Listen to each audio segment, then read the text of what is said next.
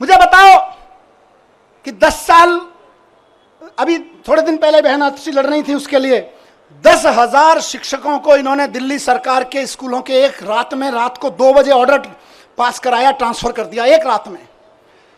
अब किसी का बच्चा आज पढ़ता है स्कूल में 11वीं क्लास में, वो तैयारी करा रहे हैं गुरुजी टीचर पूरी मेहनत से कि यार इसमें तो आईआईटी में जाने का पोटेंशियल है।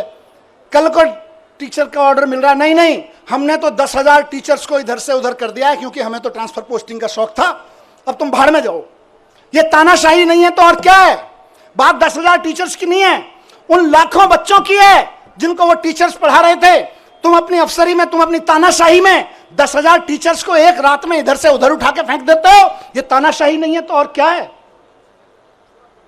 यही तानाशाही है जिसके खिलाफ हमको आवाज उठानी चाहिए। आज दिल्ली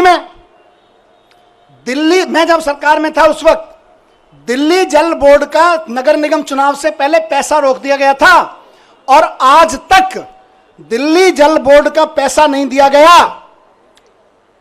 फाइनेंस डिपार्टमेंट के अफसरों से इधर उधर से फाइलों पे कुछ कुछ काला पीला करवा के रुकवा रखा है पैसा। इंजीनियर्स परेशान है इलाके के, नाले साफ नहीं हो रहे, सीवर साफ नहीं हो रहे, और वो कह रहे हैं हम तो पैसा नहीं देंगे। 1.5 साल से जल बोर्ड का पैसा नहीं दिया गया, जबकि पैसा बजट में पास किया विधानसभा ने। ये तानाशाही नहीं है तो और क्या? बताइए। तानाशाही सिर्फ आम आदमी पार्टी के नेताओं को गिरफ्तार करने की नहीं है। तानाशाही आपके घर के सामने जो सीवर बह रहा है, उसमें जो अभी ओवरफ्लो हो रहा है, वो भी इसी तानाशाही की वजह से हो रहा है।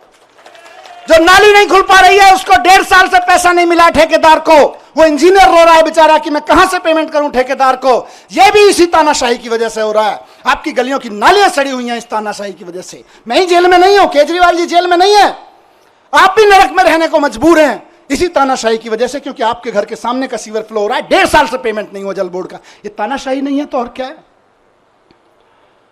आज पूरे देश में मैंने कहा विचलित करती थी मुझको इस खबरें। हर रोज कहीं ना कहीं सुप्रीम कोर्ट भी डांट लगा रहा है, उसके बावजूद जनता अपनी सरकार चुनती है। कहीं के राज्यपाल को, कहीं के उपराज्यपाल को कह के जनता की चुनी हुई सरकार के कानून कैंसिल करवा देते हैं। कई महीने तक कानून, कई साल तक कानून पड़े रहते हैं, उनकी पॉलिसी नहीं पास होने देते।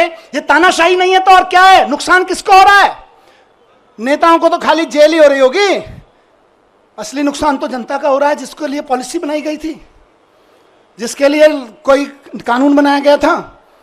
यह तानाशाही है, इस तानाशाही के लिए लड़ना पड़ेगा दोस्तों। और आखिरी बात जो मैं अभी, क्योंकि विचलित करनी है कई सारी चीजें,